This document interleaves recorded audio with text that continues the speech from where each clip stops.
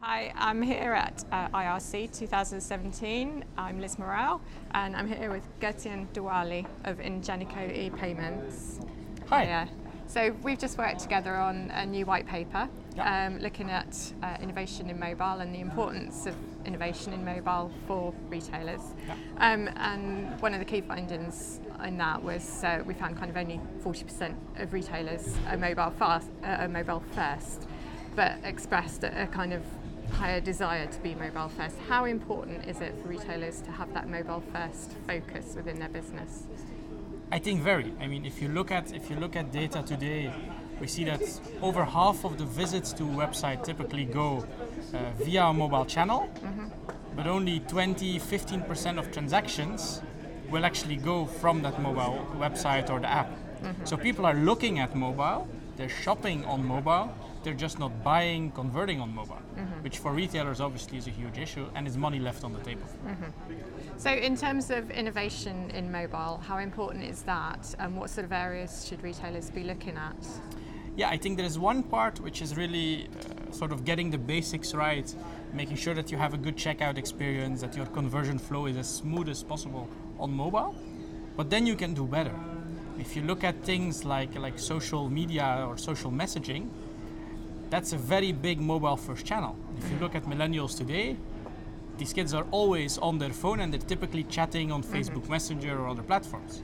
So as a retailer, that's where you want to be. And that's where the innovation story starts to become important, because it's following the innovations that go on the mobile platform in general. Okay. And another innovation that we explored in the white paper was gamification. Yeah. So there's some kind of mixed feedback on that, but obviously there is kind of big value within that. So how do you know when to use gamification, and how do you get it to work for you?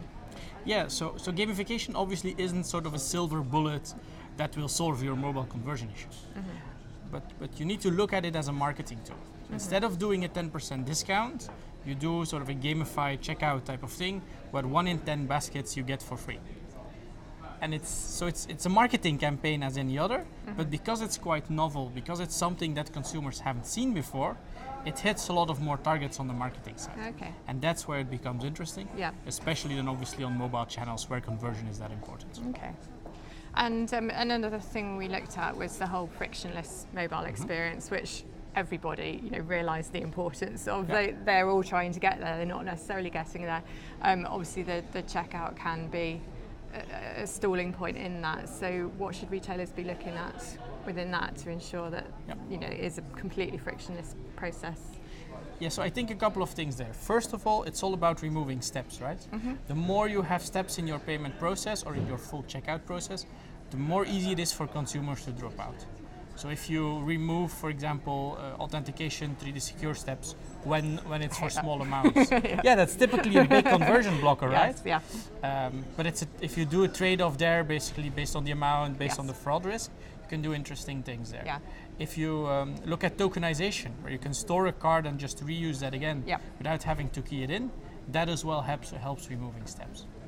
On the other hand, it's also just making sure that you offer the user experience that the user on the device expects. When I'm typing in a credit card number, I don't want to use the full keyboard. I want to use just the numeric keypad, which has bigger numbers and is easier to type in. Okay. One of the very small but big pain points is, again, when you're typing in a credit card, you need to validate that all the numbers are right. Yes. And simple things like adding spaces between each group of digits, not a lot of retailers do that today on their mobile website, but the usability increase is a lot bigger. Okay. So it's these kind of small things that actually have a significant impact. Yeah. Okay. So retailers getting there. I mean, they're learning the value of mobile innovation. It's just kind of the process. It's a journey, right? Yes.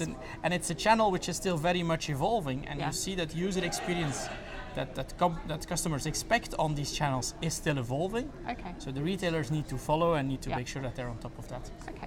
And they need to read the white paper.